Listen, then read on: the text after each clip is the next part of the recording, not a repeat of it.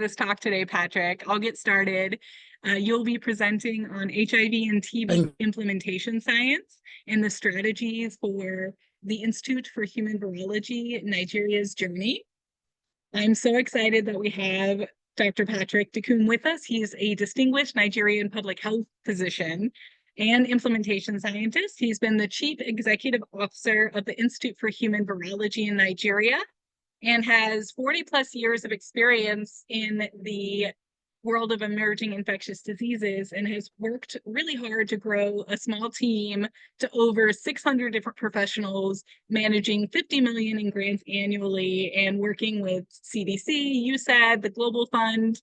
He's been truly instrumental to Nigeria's public health response to pandemics, and not only HIV, but Ebola, SARS-CoV-2, and very keen programs for patients on specific therapies. He's an associate professor at the University of Maryland School of Medicine and has been focusing on HIV and TB epidemiology, which is fascinating and so interconnected in that critical aspect of implementation science. He's very well published and internationally renowned, a former commissioner of health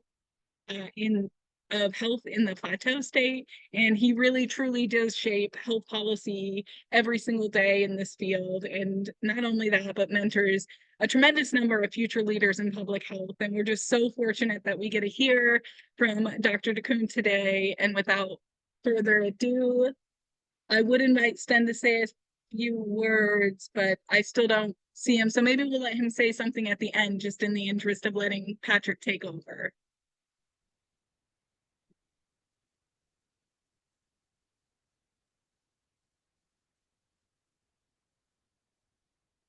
Thank you very much, Maggie. I hope I'm being heard loud and clear. Yes, yeah. Okay. It sounds great, and I can see your slides perfectly.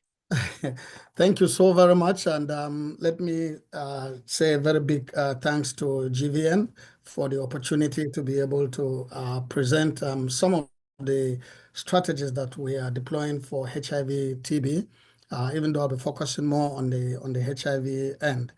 Let me also thank you, Maggie, and Ruby for the coordination. It was great getting together and getting to the point of this presentation today. So thanks a lot. We'll be looking at strategies from IHV Nigeria's journey, and it's a journey that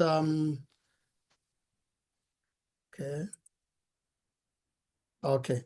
My slide was not moving initially. So the outline of the presentation is going to span from providing you with a background of how we came about. That's the Institute of Human Virology, Nigeria.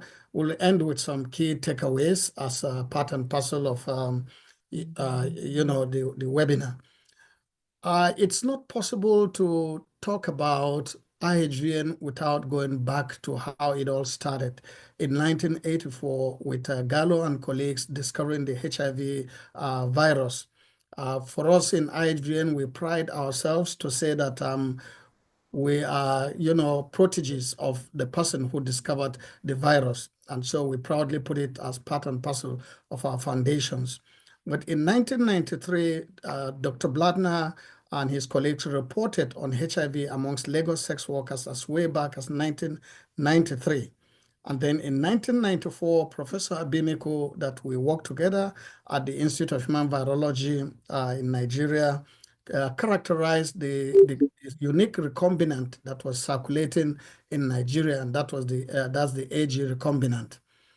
Then in 1998, Bladner and Abimiko got a training grant to be able to begin to build the capacity of Nigerians. And principally at that time, it was principally in recognizing the virus in people, especially amongst pregnant women, and then training physicians. And the key training at that time was palliative care because treatment hadn't come to Nigeria at that time.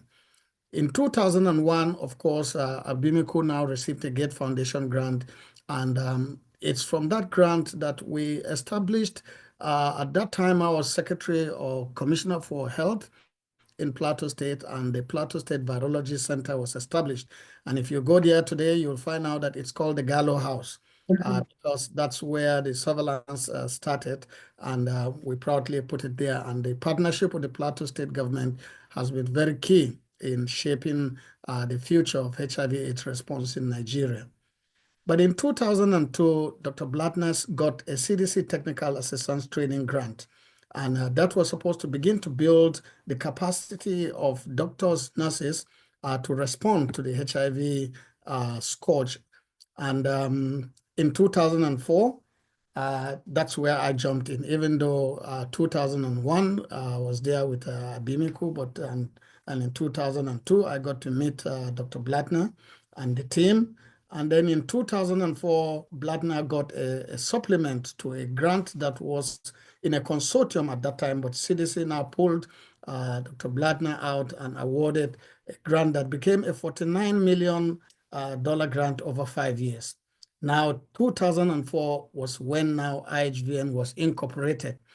Myself, Dr. Blattner, Dr. Mensah, Dr. Abimeko, John Vatafe, and Fali, etc., came, and at that time we felt that there was no point establishing a project, but let us go ahead and establish an institution, an organization that will outlast projects.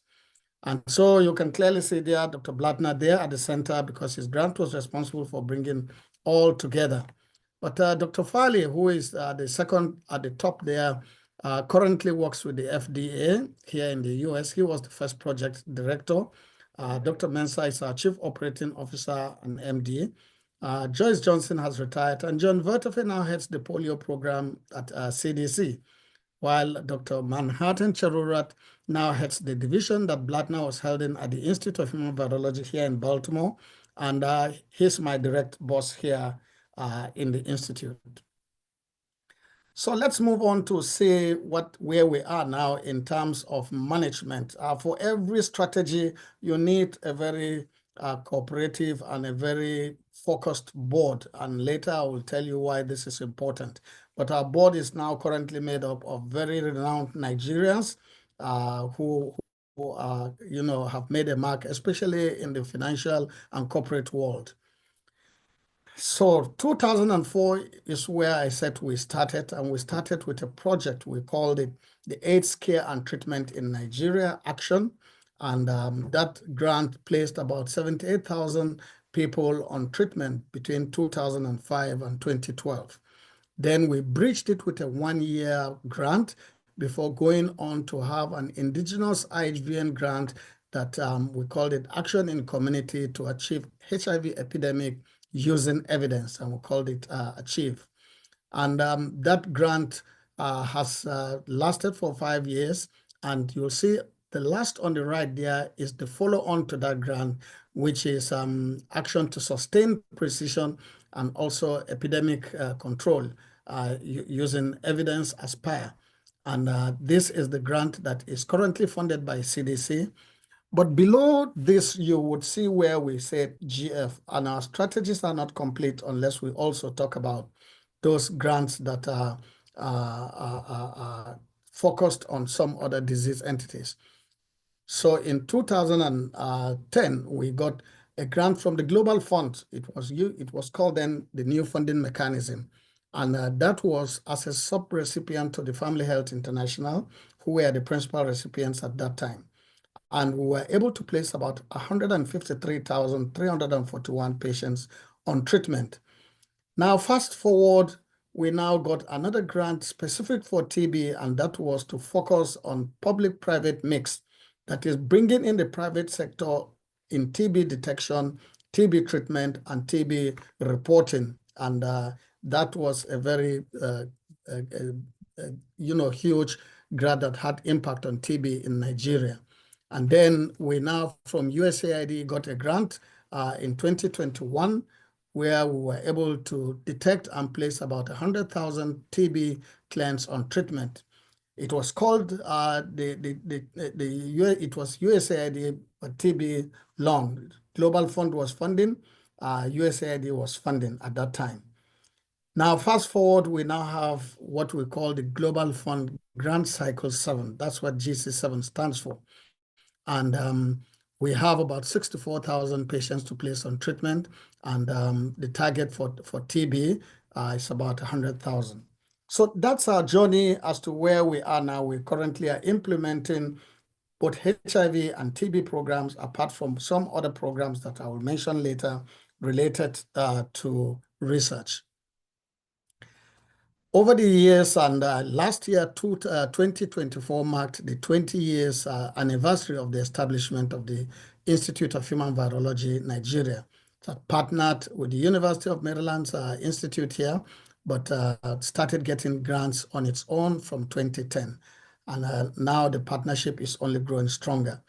Here is a map of Nigeria, and you can clearly see that out of the 36 states, we normally say 36 plus 1. The plus 1 is the capital of Nigeria, the Federal Capital Territory. And there isn't any state within the country that we have not had an implementation project ongoing. So these 20 years have come with not only a lot of experience and strategies that we have used, but also a lot of impact on the HIV and TB epidemic in Nigeria. So let me focus a little in the next few minutes on the HIV epidemic.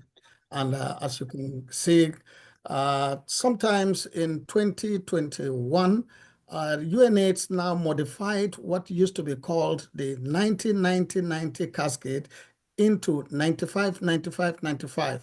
And now we are going to be pushing to 100-100-100.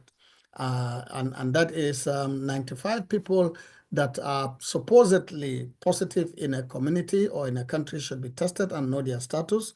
And out of that, 95% of them should be placed on antiretroviral therapy. And out of those on that therapy, 95% should be virally suppressed. I'll show you where we are and then show you what strategies that we have deployed over the years. So currently, there are about 2 million people with HIV. That's the estimate we have in Nigeria, about 1.3% adult HIV prevalence. But when you juxtapose that on the population of Nigeria, which is about 220 million, 1.3 million amounts to quite a lot. In 2023 alone, we had about recorded 74,000 new infections. And currently, we have about 1.9 people. We will say saturation, but we know that we are still detecting new cases. Of those that are on treatment in Nigeria, about 15% of those are managed by the Institute of Human Virology, Nigeria. So I will focus the strategies around the 3 pillars that the UNAIDS has provided, and that is the 95-95-95 treatment and prevention goal. And by 2030, we're supposed to achieve this. And I'll show you where we are in some of the focal states that we are. But in the first 95, we have a baseline, if I'm to backtrack a little, to say that the University of Maryland, through a grant to Dr. Mancharura, carried out an impact survey that identified what the true burden of HIV is in Nigeria. And therefore, our strategies are focused, first of all, in terms of testing. The focus is on preventing transmission from mothers, pregnant, positive mothers to their children. And so we need to test all pregnant women, and especially those that are positive. We test their partners and also test their children. Then, of course, we have to carry out testing in the general population, focusing on facilities, hotspots, vulnerable populations, and then, of course, STI and TB clinics. Now, once you've identified this whole challenge again about linkage, how do you ensure that everyone that you have now found out that is positive is placed on treatment? So 95% of whoever we get from all of these streams that is positive need to be on treatment. And once they have been linked to treatment, they have to adhere to taking their medication. And so we have to retain them in care. And then along with that also is treatment is prevention. And therefore, we ensure that, prevention activities are going on. Treatment of co-infections, especially TB, is going on. And with the burden of orphans from HIV mortality, the number of orphans are quite large, and we have a responsibility also in our programming to focus on their care. So we also carry out early infant diagnosis, that's the EID, and then also viral load testing. And this is all aimed at answering the third 95, viral suppression for epidemic control. Where are we? So in order to talk about the strategies that we have employed over the years, it's good to kind of break down what the key challenges are that we have faced over the years. And we've been able to amount a good number, and for some, it's still work in progress. So first of all was a high unmet need, and also the issue of case finding. You can go to the market square and carry out all the testing. You may not find the cases as much as if you know where to find. But there's a high unmet need at the point we started. In fact, I always give example with a teaching hospital that we started with within the Federal Capital Territory. It's called the Gwagwalada Specialist Hospital. Then it has now become a teaching hospital. And you arrive at this clinic and you have got close to about 30, 40 people, half of which will not be alive in the next 2-3 days. And therefore, it was a rush as to who will get treatment and who would not. The other, of course, is very poor linkage. You have tested people, but the next day, the next week, you don't find them. What do you do?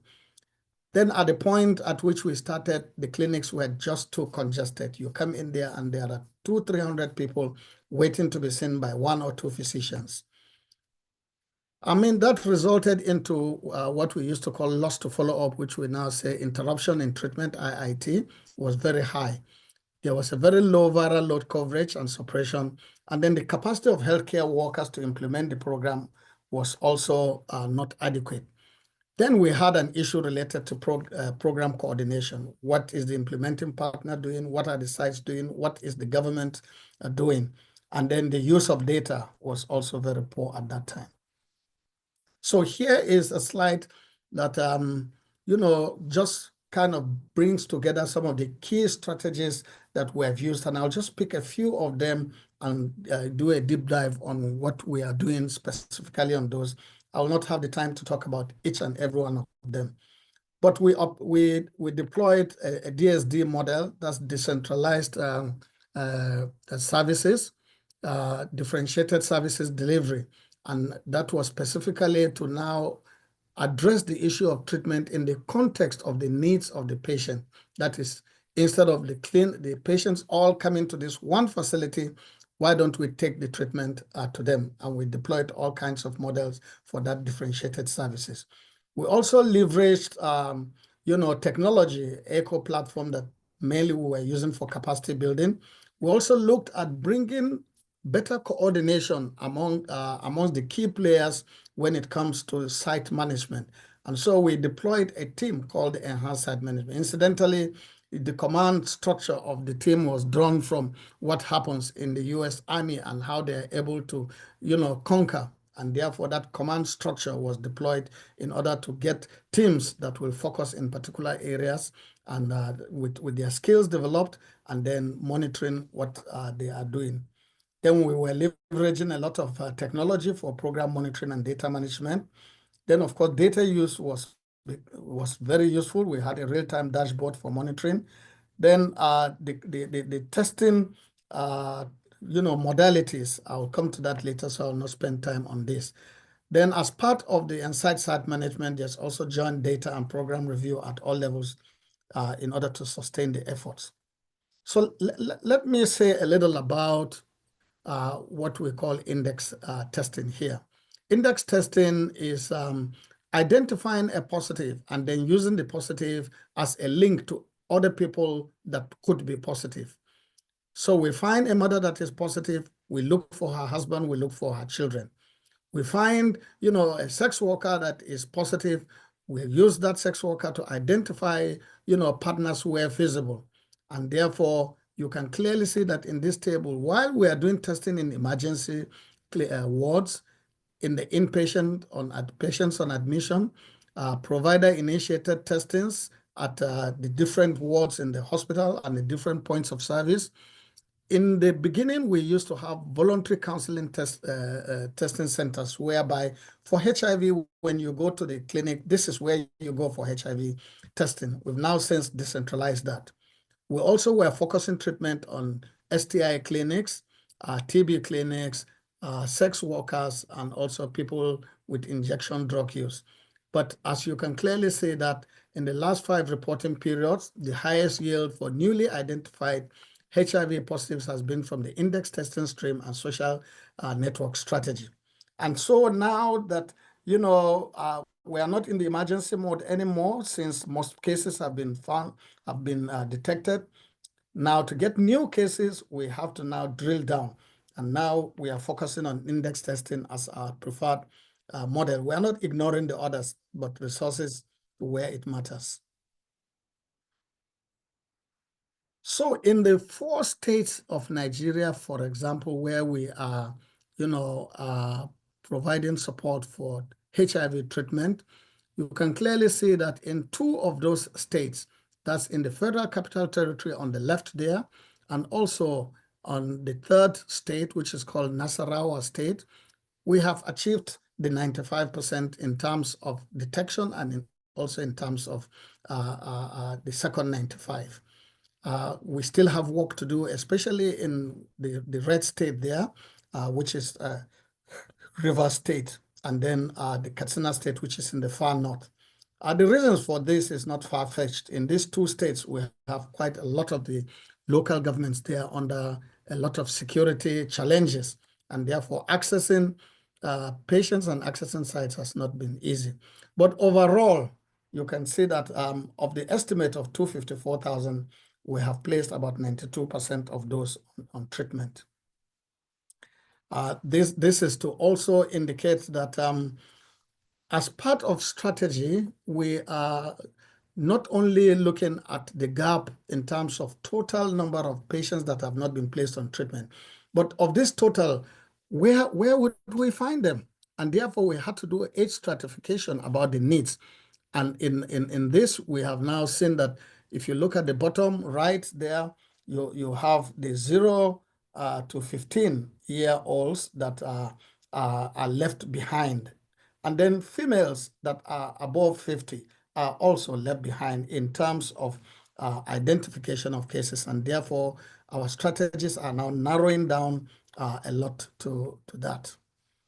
Now, talking about coordination on the site, what we have now done is in the past, when we started the programming, you know, implementing partners go, provide technical assistance, train the people, get the place started on treatment, and then begin to monitor results. But we discovered that it wasn't giving us the needed coordination. And therefore, we had this flat kind of management for the site where we're all in the same room at the same time with the funding agency, the implementing partner, the Ministry of Health, and the site staff. And the shared accountability for site performance became phenomenal. We were identifying problems together, we were collaborating for decision-making, and the solutions generated are from the sites and from the people that are there. This is all part and parcel of that. Part of the challenges we faced in terms of retention of clients, we had to break it down to the primary drivers: health provider issues, patient-level issues, health facility issues, and they're outlined there. And we had to come up with interventions that were specific to all of this: optimizing the use of electronic medical records, review of losses to update the outcomes, and then we were intensifying tracking to improve on our retention. And I have mentioned the fact that differentiated service delivery enabled us to provide service where people needed it. And then we have to scale up multi-month services. And by that, clients used to get a 1-month dose, then it moved to a 2-month dose, then a 3-month dose. Now we found out that you can give a stable client a 6-month supply of his drugs, and he comes back for his labs and his checkup after 6 months. It has reduced the time the patient has to come for stable patients. It has also provided us with an opportunity to be able to focus on those that are in need. And then in sites that are still congested, we have nurse-led refills for stable patients. So the retention strategies, apart from monitoring, we also had to use technology of simple cell phones when we found out that a lot of people do have cell phones. At least the cell phone saturation in most communities was in the region of about 80 to 85%. So we had to optimize the use of text messages, and then we optimized the use of digital technology to enhance the support. So I'll fast track this one, and I've mentioned about the result of decongesting the clinics. We're able to place about 10,000 patients devolved to community pharmacies as at March of last year. And that's quite a lot when you consider the workload that is there in some of these, especially tertiary facilities. We have, an algorithm that most of the healthcare workers there use. So you go to a community pharmacy, which is the first point of call for a lot of patients in Nigeria. And they already have new patients that are coming in that have been triaged from a congested clinic. And they say, oh, this pharmacy is close to my house. Well, you go there. We have trained the community pharmacists there. They use this algorithm. But note what I've written here in red. It says refer patient to the hospital for lab investigation every 6 months. So while the patients are devolved, they are still patients that have their care documents in the facility where they can get treatment in case of any complication. I like putting this, and I used to have a picture of this tool. It's a platform, video conferencing platform called ECHO. It's used in several countries, and it's a tool for capacity building and service quality improvement. I used to have a picture with, people that are on the different platforms all at a meeting, and over 200% increase in the number of people we have trained using the ECHO. People sit in front of either their phones or laptop or desktops, and they participate from all sites. At some point, we could have up to 100 sites that are, on the platform at the same time. And we found out that 75% of all healthcare workers were reached through this project between 2021 and 2024. You have case presentations, you have also didactics, and that has improved the quality of what we of the services in all of these sites. So let me take the next 6 minutes to talk a little about TB. This is just to look at what the trend is from 2010 to 2020. The one on the left is new cases and treatment, and the one on the right is TB HIV trends, which you can see the co-infection is going down as the years go by. But this slide just summarizes some of the strategies we have used to impact on TB results. The EPCON hotspot mapping is an app that is used to predict where you can find cases, and it's AI driven, and therefore the more you use it, the more you get specific about the more it is more accurate in directing community workers to where they will go and test. So it uses data from all kinds of sources: the National Data Repository in Nigeria for HIV, the malaria data, other disease entity data, and TB detection data that are coming from sites. All that enable this to pinpoint workers to where they are going. And we've been able to scale up, detection services using that. A bidirectional screening during COVID became very useful, where we screened for, as we were screening for COVID, we were screening for TB. And it yielded 37% TB cases. So we had 29% of COVID-19 cases and about 36% TB and COVID co-infected at that time. We've also been able to move to correctional facilities where about 1,000 TB cases with 10% TB yield in southwest of Nigeria. School health clubs have been used. We focused on childhood TB detection, systematic screening and diagnostics. We use, symptom screening tools. We also use stool-based rapid diagnostic tests. And then service integration has become very, very key in enabling us not only detecting HIV, TB, but also non-communicable diseases. here is the app that I talked about, and you know, in one of our projects, it's what we use mainly. It predicts you know, hotspots. It has two linked digital tools, the GeoPortal and the dashboard, and it has led to the diagnosis of almost 39,000 additional TB cases, which would have been missed. So as you can see on the right here, the darker the spots there, the more the hotspots, the more likelihood of getting TB cases in those places.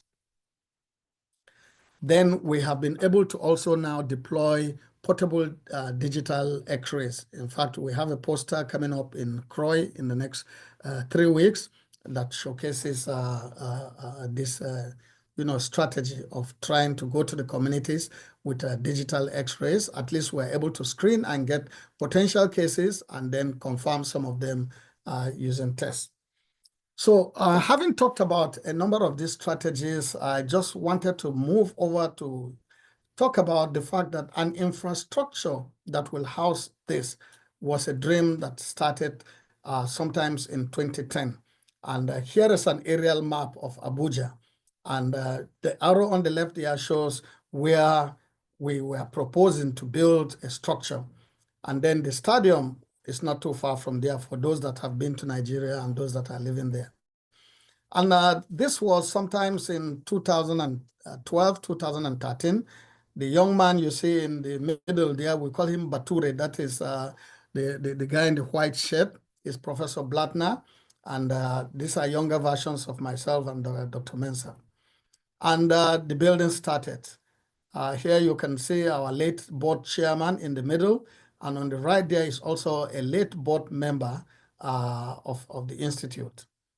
And you can see that we became construction workers as part of the strategy to ensure that we have a sustainable program in Nigeria. And the technical support and what will go in what place came from all kinds, everyone that you see over there. Professor Abimiko is there in the middle, and Dr. Mancharurat is the second from the right there. So it has resulted into this building that you see on the right. 2 towers, we call it the IHVN campus. And I'm projecting here to show the other thing that has become part and parcel of what we have done at the Institute. The tower on the far left there is called Tower A, and it houses an International Research Center of Excellence, which is a center of the Institute of Human Virology. This center supports our research agenda. It has a clinical trial unit, 6 core laboratories, and an expanded NIH biorepository. And the tower on the right there is our corporate headquarters, and it houses all our implementation staff, including those on strategic information, our data center, and staff that are involved in both stakeholder management and community engagement. So the objectives of establishing this as a strategy to ensure that we provide evidence for the work that we are doing to inform further work. And I'm not going to be saying too much here because I believe at some point, GVN, it may be nice to have Professor Abimiko do a special presentation on how young scientists have been built in order to, you know, continue the work that is ongoing. So running through 5 objectives, first is to provide a common world-class platform for implementation of research and clinical trials at international standards as part of global networks. And I go on to the last is to establish a training hub that facilitates individual and institutional learning through training, capacity building, courses and programs. And this hub will provide a platform for researchers to gain the skills necessary to excel in research and long-term career goals. Note that we have a focus on young Nigerian researchers, but we have interns that are global, not only in Nigeria. The infrastructure that we have placed here includes a biorepository, a clinical trial unit, like I've mentioned, a genomics resource center. We have a network of collaborators, molecular diagnostic centers, and then we have conference rooms and training rooms.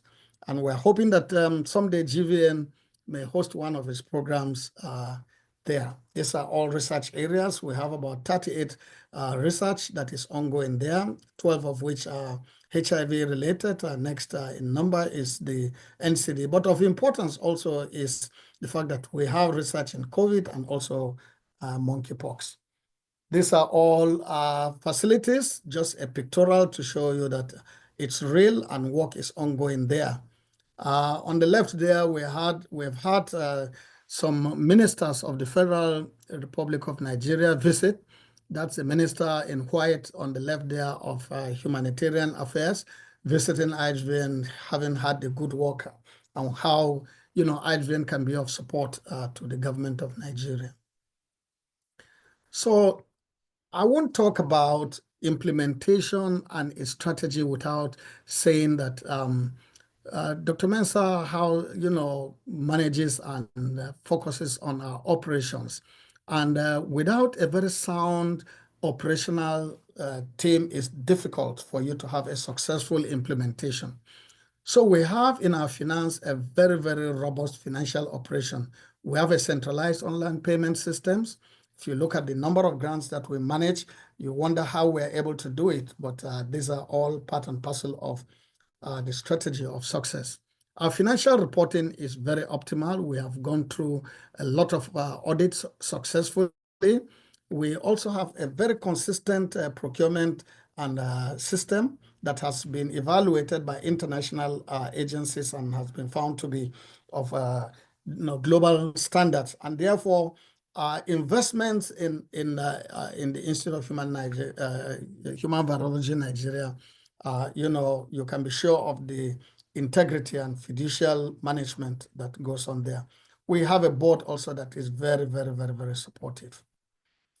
So what are the key takeaways before I leave you with some pictures?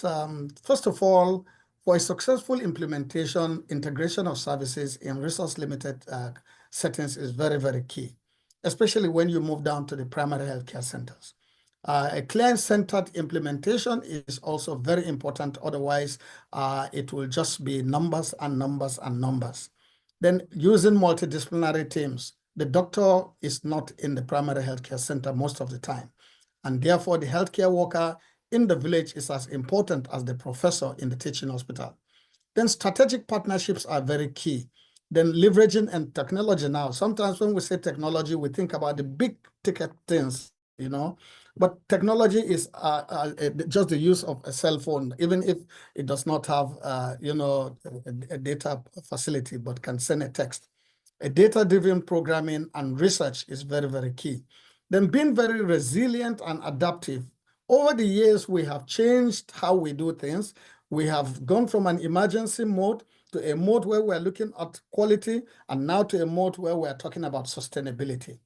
And then finally, of course, efficient operations are very, very key in ensuring that you succeed in program implementation. These are just a few publications in terms of dissemination, but let me end with the fact that the International Research Center of Excellence has an annual scientific conference. I think we've done 2 now, and we look forward to continuing that. And of course, the partnership, since we're a center of GVN, a partnership with that will be very beneficial. But as part of disseminating what we are doing, last week I was in Atlanta at the Consortium of Universities in Global Health, and we had up to 14 presentations from the Institute of Human Virology, and 3 of those are oral. We presented on improving childhood tuberculosis using intensified case finding. We, presented on, how to get children, identify children with TB and provide them with treatment. We also looked at relevant real-time surveillance dashboards in bridging gaps between interventions and impact.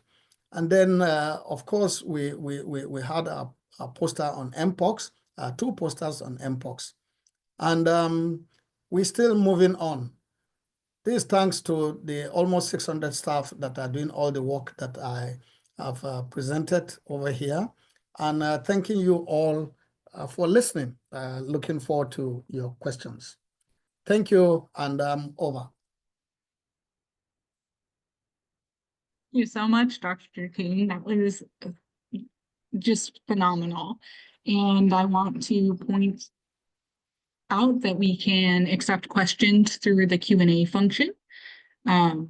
So please feel free to put your questions there, and I'll start off with a question from Ruxton. Despite getting huge grants and fundings and implementing evidence-based interventions, these successes would not have been possible without dedicated and a passionate workforce.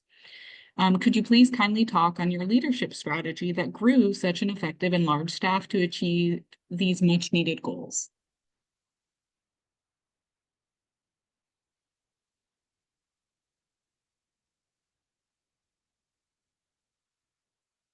Patrick, can you hear me? Sorry, I was talking to myself. I apparently was. Oh, no. No, we want your answers. Well, thank you very much, Roxanne, for that question. I think if you look at over the years, what we have been able to do is have mentor-mentee relationships. If you look at the structure that we have, especially on implementation, we have program assistants, program officers, senior program officers. Then we have teams made up of fairly experienced people, new people, all multidisciplinary. And that mentor-mentee relationship drives skill acquisition for staff. Then we also have, been able to provide a lot of training for our staff that are funded directly by the Institute, and where we have opportunities for staff to be trained in other places, we do that. And we've been involved a lot also in South-South collaborations, both North-South and South-South. Let me use myself as an example. When in 2004 it started, my implementation experience was mainly in reproductive health, population science, etc. And Dr. Bladner said, you know what, you cannot manage what you don't know. So come over here, the treatment program at the University of Maryland here, we have a center that was catering for HIV, and it had all from detection to managing complications. Come and spend a couple of weeks here. I came, I spent a couple of weeks. I went back as quote unquote HIV expert. Of course, I knew my limitations, but I use that as an opportunity now to begin to look at that capacity building as very key in keeping the staff. Then the second, of course, is that in the Institute, we have a family-oriented kind of value where staff look themselves beyond the work and see themselves as family members. And I'll give you an example of that. When we had a funding cut at one point in time, the question then for us was, we need to reduce the staff or reduce the salaries of everybody to keep the staff until when we know we are going to get the next grant. And eventually the decision was, let's keep all the staff. And we all agreed that we are going to have a 20%, 30% cut in salary in order to ensure we move together. When you are there for staff when they really need you beyond the work, they have a tendency to stay. And I must say that our attrition rate is less than 1% in terms of staffing. We still struggle, okay. And where we see opportunities for staff to progress, we advise them, this will be a better career move for you because this is what you want to do. Then, the rest is where we are. So I think it's a combination of many factors. The kind of leadership that we have decided to provide. Then, of course, the capacity building that we are providing. All those contribute in ensuring that you keep this big workforce together. Thank you. No, that was a beautiful answer, Patrick, and really inspiring. I think it speaks a lot to what you've been able to build, and is a learning, certainly for me and for many others who are listening, on how we can better support. And I think Sten will ask our next question. Patrick, thank you so much for that inspiring talk. It's absolutely extraordinary, the magnitude of the IHVN project. And of course, I had the great privilege of visiting you very early in this process and you're helping actually my university with Nigeria-based work. So with that greeting, Margaret Jaffet asks, I want to really appreciate the great work that IHV is doing in Nigeria, especially Abuja. I'm just wondering why their work concentrates more on the north. Benue State, followed by Akwa Ibom, are the two states with the highest HIV cases in Nigeria. Why is IHV not having any presence in those states? Thank you so much, Stan. The color of your hair is different from what it was when you came to Nigeria.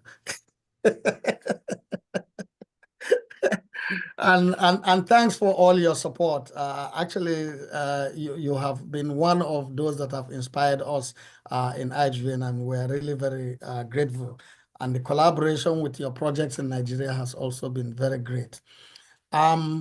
If you look at the trajectory of how the funding, CDC, USAID funded, initially we were working in about almost out of the 18 states that CDC was supporting, we were working in about 9 of those states. And before then, we were working in close to about 18 states in Nigeria. However, CDC at one point in time, and it included Benue, and it included, Plateau and the others. However, at some point, CDC now decided they will consolidate their implementing partners and share the states to them according to what they want. So they will take one high burden state and 2 or 3 other states and give it to a particular implementing partner. And that's how the states were shared. So it's not out of not wanting to work there. The Federal Medical Center in Makurdi was actually started by APIN. Then IHVN came and built the, supported the site and built virtually all the secondary health facilities, especially in a town called Otukpo. And we were drawn to Otukpo because the Reverend Father in 2005 was arriving to Abuja with a truckload of patients, 40, and half will pass on. And so we decided to go to that place in Benue and site a treatment center there. So we've worked in all of these states, but as a result of realignments, we have had to, narrow to the states. But using the Global Fund grant now, we are now back to Benue. We are now back to the other states, because for the Global Fund, we are responsible for community PMTCT in the 36 states. So we are back to Benue and all those places, all in an intensified case finding. Thank you very much. Wonderful, thanks. That's very clear. So U.S. government is often calling the shots as to which partner works where, and they obviously are making those decisions with the Nigerian Ministry of Health. So Chadwick Mears has a question, and I'll take that one and then turn it back over to Maggie. So thank you very much, Professor Dakum. In terms of HIV diagnostic strategy in Nigeria, are the laboratory algorithms homogeneous in the various testing facilities and clinical settings across this country, or are they tailored based on the needs of each region at a local health policy level? For now, HIV/AIDS and its policies are driven federally. Therefore, the algorithm for testing is all the algorithm. We use the determined test kits, and then we use start pack for a tiebreaker.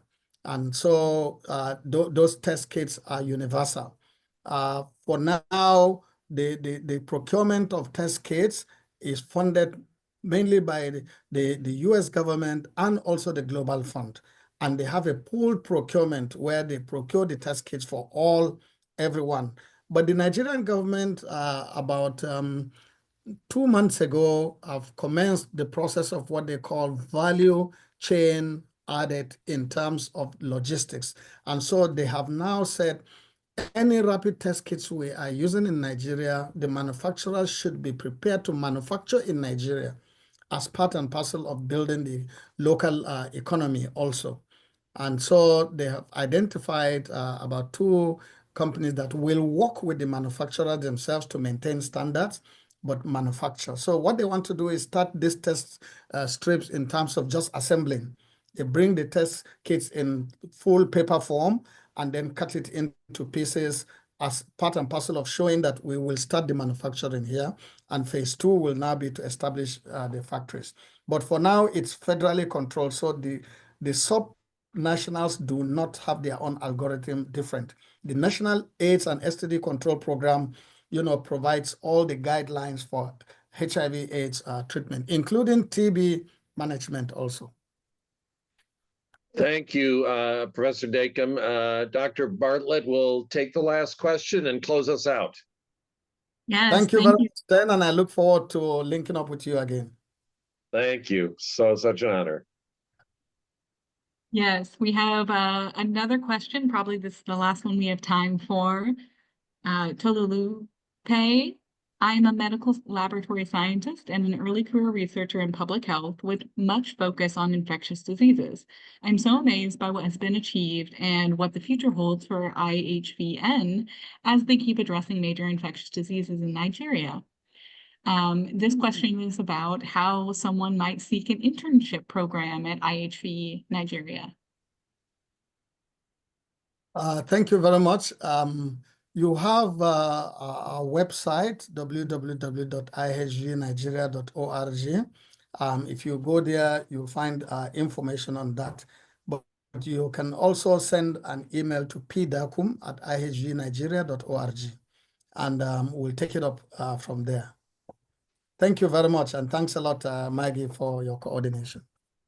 No, thank you, Professor Dakum. It's been phenomenal to get to hear this story. I think it's so inspirational to see what's been done, and I look forward to many, many collaborations between GVN and IHV Nigeria in the future.